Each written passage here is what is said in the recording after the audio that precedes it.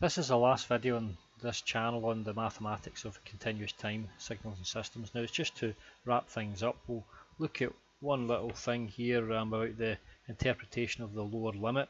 Now remember that we've been dealing with functions that are, for example, delta t, and if it's defined at t equals 0, then it will in effect have some value which is actually negative. Okay, so some value before 0 and another value after 0. So it is an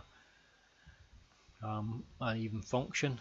Okay, now whenever we looked at the Laplace transform, we defined our Laplace transform as integral from 0 to infinity. Okay, so this was our unilateral Laplace transform, and the function f of t e to the minus st by dt. Now the limits here, in order to include functions of this nature here, delta, for example, delta t, the Dirac function, we have to change these limits. Okay, so the limits really, for it to be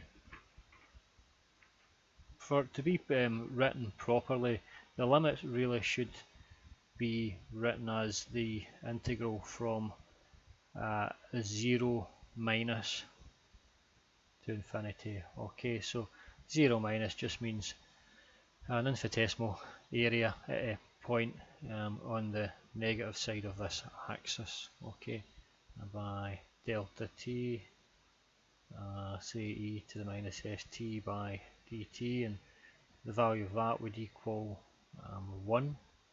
Okay, but if we were to write down, for example, the integral from 0 plus, so it's not including the little section just before at the negative side of the axis to infinity, so by rights that there would be delta t equals e to minus st by dt, would actually defined as 0. Okay, so when we do the Laplace transform, what we actually really mean is that 0 minus, and you'll see sometimes the Laplace transforms written there in books as 0 minus, and other books will just decide that that's understood and we'll just stick in the value of 0.